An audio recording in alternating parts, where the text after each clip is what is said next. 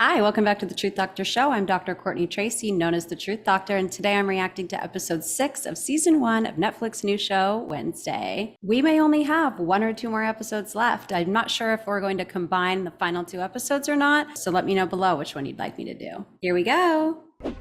Oh, a seance. Maybe Goody answered you after all. If you want answers, meet inside Crackstone's crypt midnight. Whoever you are, show yourself. Try anything and you'll lose limbs. Surprise! Say to you. Aww. I should have known you were behind this. What part of no party under the penalty of death do you not understand? Surprises can go so many different ways. So far, we can see that she really just had her focus on figuring out still what the outcome of this mystery is going to be, and not really acknowledging that her friends not only put on a surprise birthday party for her, but also tried to make it really geared towards who she is as a person, with the Grim Reaper being what's on the top of the cake. When people have mental health issues, and this is not me saying that Wednesday has mental health issues, but when people do have mental health issues and or are neurodivergent and or just really have a hard time engaging in social situations, surprises can be really overwhelming, especially when someone has generalized anxiety disorder, social anxiety, certain trauma responses, or a dysregulated nervous system. If you have someone in your life who you want to throw a surprise for, try to think about where you know their mental status to be. Are they somebody that can handle a really large surprise? Are they somebody that can handle a small surprise? Are they somebody that can't handle surprises at all? Now, in this specific situation, we've seen time and time again that Wednesday has chosen solving this mystery over social interaction. She is not somebody that likes social interaction to begin with. However, she has started to put an effort into each of these friendships and relationships, and they are doing what they'd like to do to show that effort on a day that's supposed to be celebrating Wednesday. I have a feeling that because this was the first real outward push for them to show that they're friends with her and care about her, and she completely shut that down, that this isn't gonna go well. Don't blame Thing. The party was my idea. I believe everyone deserves to be celebrated on their birthday. What happened? It looked like you were having a seizure. Oh, she doesn't know about her visions? Can I at least get some kudos for pulling one over on you? Parents' weekend.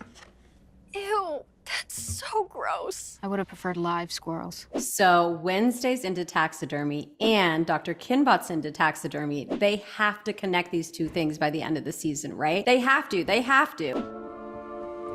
Well, do you like it? What is What it? is it exactly? It's a snood, silly. I made it in your signature colors. Last night in the crypt, you had another vision, didn't you? I didn't realize we were back on speaking terms. I showed up to your surprise party. I figured that would have been a hint. What'd you see? Who said I was ready to speak with you? This is really interesting, actually, because this is exactly what Xavier did with Bianca as well. They fought at the Raven, and then Xavier just went right up to Bianca to talk about Parents' Weekend, and Bianca had to set that boundary and say, wait a minute, what happened to I'm sorry for what happened, and now I want to talk to you. He's just did the same thing with Wednesday. I think we have to put a note on the fact that they made him do the exact same behavior twice. And it's also a checkpoint for us to consider, in what ways do we act similar in multiple of our relationships? Oftentimes, the things that we hold most true to be ourselves are the things that we emulate towards others on a regular basis. These things can include always saying yes to people, always saying no to people, always saying sorry to people, never saying sorry to people, completely avoiding guilt, completely avoiding shame, completely putting blame onto other people. We all have our patterns, whether they're just behavioral patterns or they're defense mechanisms, we all have them. So think about it for a moment. What is one aspect of your behavior that you might not want to identify with, but that you know is there? Where'd you get that? The bracelet. Where'd you get it? I guarantee Morning Song doesn't give a damn about your well-being. They're only interested in your money. What do you care anyway? I'm trying not to turn into my mother.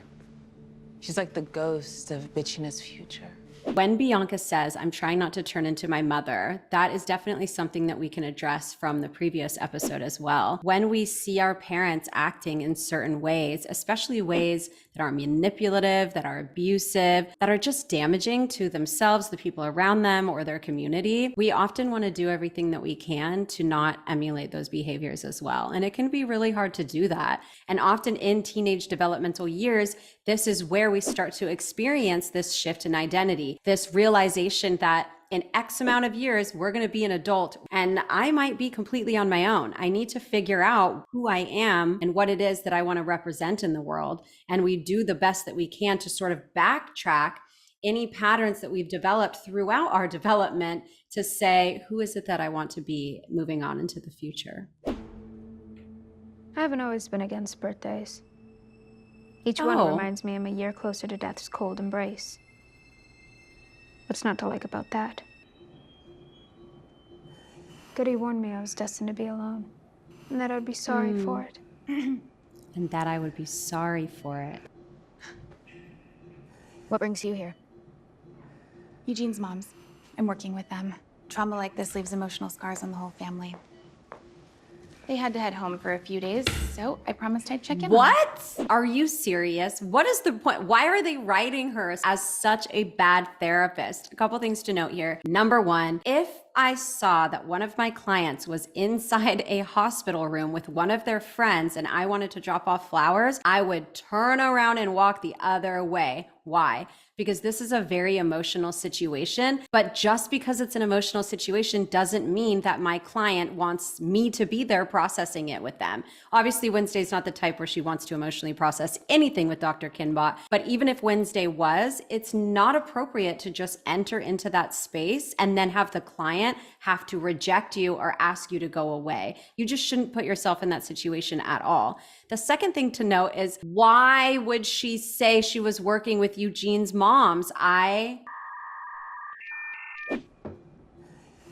leave you to it. Who's Goody? Oh my God, this therapist. Thanks, Agnes. Oh, by the way, has Inez Bloom called again? You mean about the lights coming on at the old Gates place? A couple days ago, I referred her to the sheriff's office. The lights went on at the Gates place? Okay, did I do something? Good question. I just feel like ever since the Raven, you've kind of been ghosting me.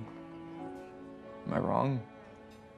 Wednesday started opening herself up. She opened herself up to Tyler at the Raven. She opened herself up to Bianca at the Raven. She opened herself up to Eugene in the past leading up to the Raven. And then she now feels guilty that she was supposed to go into the woods with Eugene. He ended up going by himself. And this happened because she opened up her emotions, built a connection, then chose another connection, her connection with Tyler, over her connection with Eugene, and Eugene ended up getting seriously hurt. And if you think about it, we tend to do this all of the time as well. We tend to isolate when we're struggling with something. We tend to focus, and our vision becomes more tunnel when we are trying to figure something out. When we feel guilty for something, we can remove ourselves from our family, from our partner, from our peer group, because we need to process it, or we don't want to process it, or we have no idea how to actually feel, and we don't want to take another misstep and have something bad happen again. I need your help.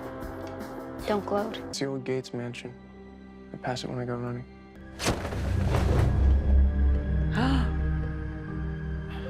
Oh. I feel like it's the only time I get to see the real you. Oh.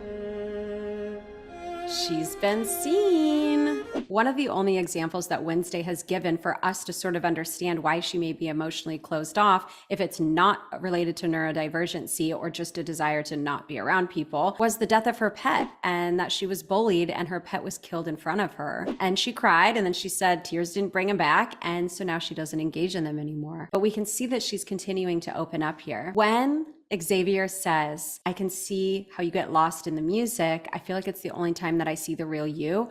What came up for me was when I reacted to Billie Eilish having Tourette syndrome, and how she specifically mentions that her tics go away when she's singing or performing. You know, when I'm riding my horse, I'm not ticking. When I'm like moving and like thinking and focusing. When I'm focusing, when I'm singing, when I'm What about go-kart? Riding. This makes sense. When we are activated in creativity, in something that we've memorized that makes us feel good, that makes us feel emotional, that makes us feel like we're coming alive, then often other parts of ourselves, the unconscious parts of ourselves that tend to rule what it is that we do, say, think, and feel, they close down. We become super conscious to what it is that we're doing in that moment. And it allows us to actually have more control over the things that we'd like to put out there into the world. My mother showed up last week to remind me that sirens can never change their scales.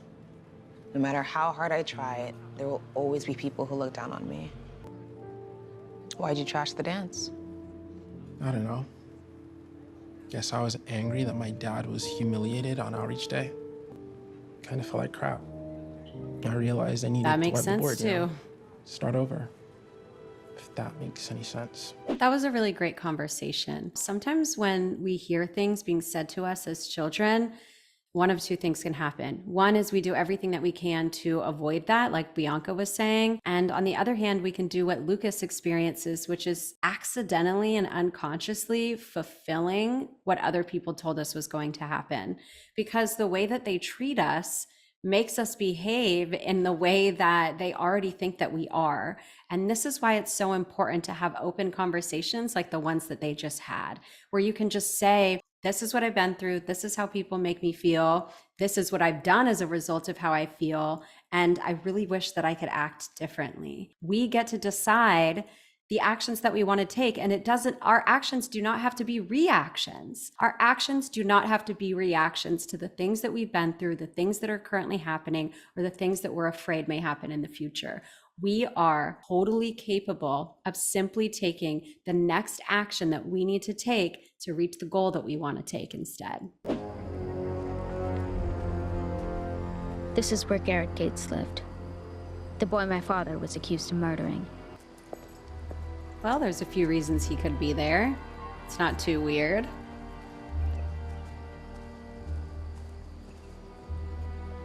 But it's still kind of weird.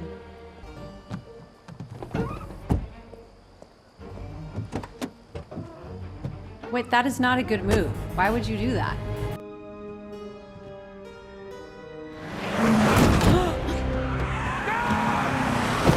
Call me old-fashioned, but when someone is run over on their way to give the police key information, it usually means they were onto something.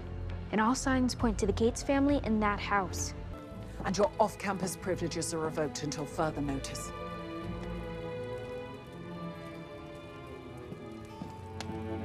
Are you all right? I can't imagine witnessing something like that. It was on my bucket list. You can tell the warden I'm still in my cell. No man chooses evil because it is evil. He only mistakes it for happiness, the good he seeks. Mary Shelley wrote that line to describe people like Weems, who do bad things under the guise of protecting the greater good. Did she put you up to this? I've reconsidered your offer. My offer? The non-birthday dinner? Really? That's great. When are you free? Pick me up outside the Nevermore Gates at 8 o'clock. She has done this time and time again, where someone has said, I want to help you, or I want to do something with you. And then she says, I don't want your help, or I don't want to go with you. And then she decides to take them up on their offer when it's something that can benefit her. Steer clear of Wednesday Addams. She's the kind of girl who's gonna get you hurt. Believe me, I know the type. Is that supposed to Believe be me, I about know Mom? the type. Did you ever even love her?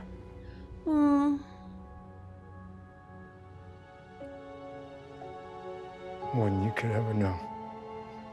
That is a time to talk to your children. When your child asks if you ever loved their other parent, they are also asking about your general capacity to love them. Not every time, but very often, at least what I've seen in all of the professional work that I've done over the last more than a decade. When it comes to emotional conversations, we need to have them with our children. The least that the sheriff could have done was turn and make eye contact with Tyler when he said, yes, I loved your mother more than you could ever know. And that is not only something that Tyler needs to hear his dad say about his mom, but also something that he needs to hear his dad say about him.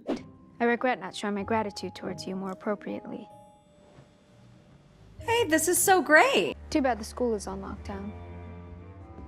Is she scheming again? Did you look at that full moon? It's completely fine that Wednesday is the way that she is. Her mannerisms, the way she feels or prefers not to feel, and the way she thinks or prefers not to think, and the things that she likes to do with people and the things that she doesn't like to do with people.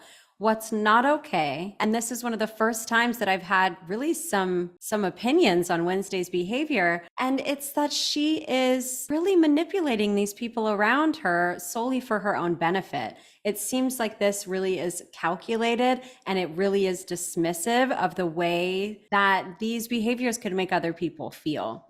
I really feel like this is gonna blow up in her face, because over and over again, she's not treating people like people. Wait, he's our Uber driver? Uber driver. Oh no, see, this is not good. I thought this was a girls' night out. There's been a change of plans. Xavier. You guys in here? Listen, I know you're still mad about the painting, okay? But I just want to talk to you for a second.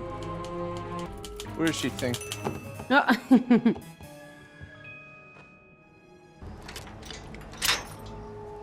I want to do this. Then you should have just said so. Right. You didn't have to trick us. Exactly. If you want to go, you can. Wednesday's doing the same thing here that they did to her. They were saying that they wanted to go do X with her, and she's making them do Y. Now, what she is doing is she's trying to neutralize and normalize the situation by saying, well, you can go if you want, just like she left when she wanted to. The thing is it's not just transactional. They wanted it to be a transformational experience. This can cause a serious rupture in friendships, in relationships, and between family members. It's really something to look out for. Yeah, let me try. But they stayed. You know, she gets lucky with everybody forgiving her and staying. Ooh, go Enid. This is the car that hit the mayor. Okay, this just took a dark turn. Oh, yes, it We need to call did. Tyler's dad right freaking now.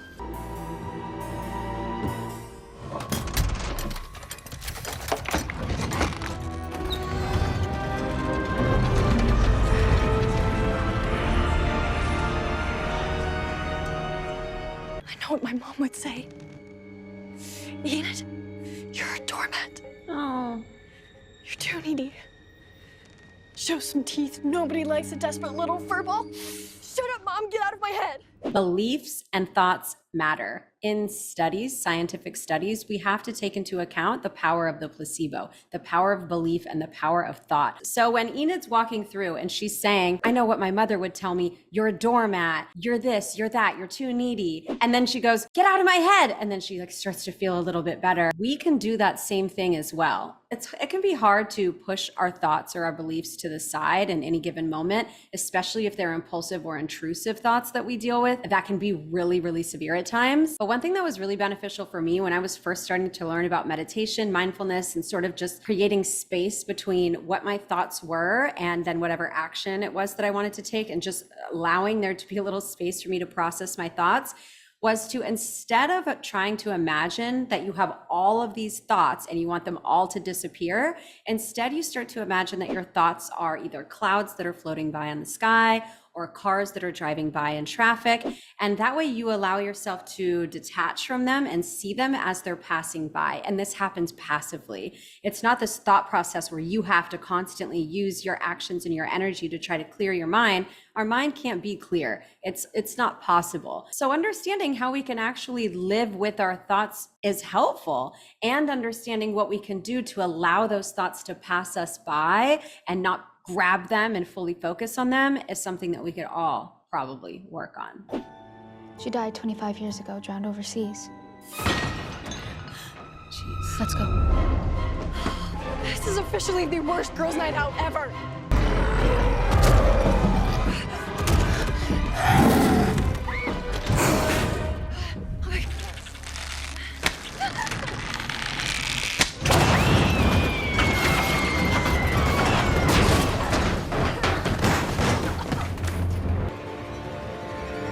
The monster. Those are all of the monster's trophies?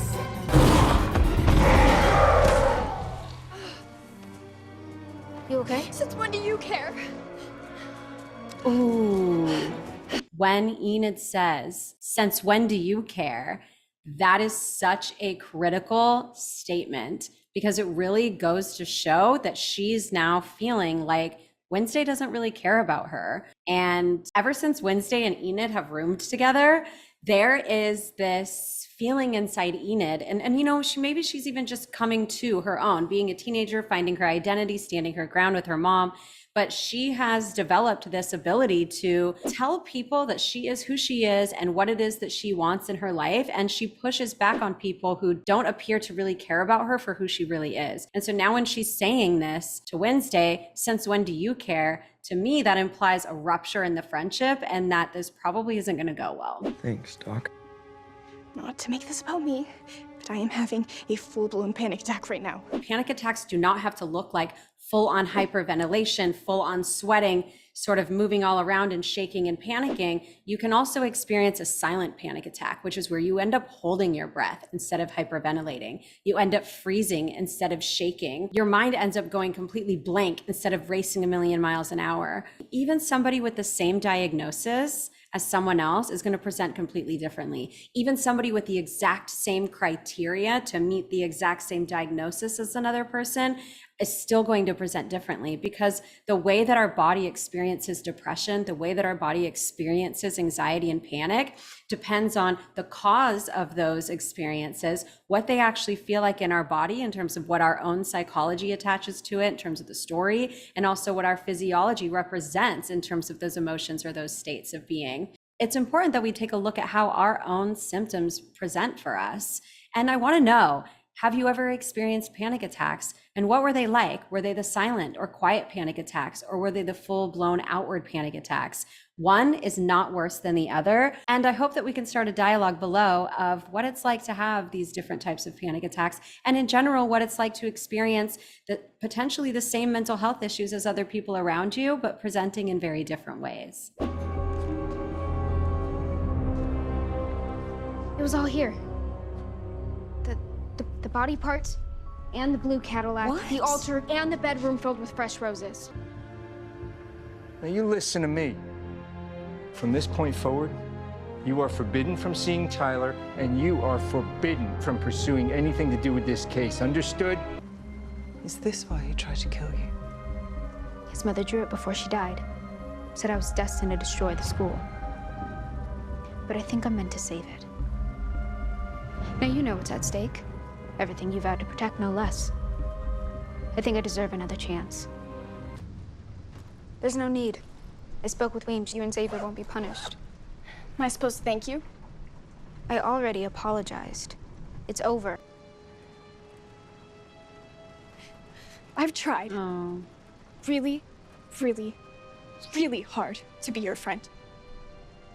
Always put myself out there, thought of your feelings, told people, I know she gives off serial killer vibes, but she's really just shy. I never asked you to do that. You didn't have to, because that's what friends do. Goody warned that I was destined to be alone. Maybe it's inevitable. But for the first time in my life, it doesn't feel good. Our body, our brain, our mind develops defense mechanisms in order to fight off things that we think will take our life or make us feel something negative, either physically or psychologically. When people start therapy and they start to realize that their defense mechanisms are actually and partially creating the problems that they inevitably want to get rid of, it can be really painful when we continue to act in those defense mechanistic ways when we don't really want to. Those defenses can be blaming other people. It can be minimizing certain situations, which we saw Wednesday do here. Yeah, we could have died, but we didn't. Or magnifying a situation and making it so much worse than it really is because we need you to know how much you hurt us when there's such a major discrepancy in what pain was actually caused. We can start to feel so bad about ourselves because we can't let the behavior go because it's so ingrained into who we are. So often we can start to develop what is called an observer, which is sort of this conscious part of us that even watches us enact some of our behaviors when we don't mean to. This can be like yelling at your partner when you're trying to work on not yelling at your partner. It can be reaching for a substance for the first time when you haven't in a long time and you're watching yourself do it. Pushing people away with your defense mechanisms, putting yourself or other people in dangerous situations because of impulsivity or a desire to numb out. And after the fact that you start to feel bad about doing the things that you didn't want to do, that you consciously didn't want to do, that you observed yourself doing, and now either regret or consider to be a mistake. What is it?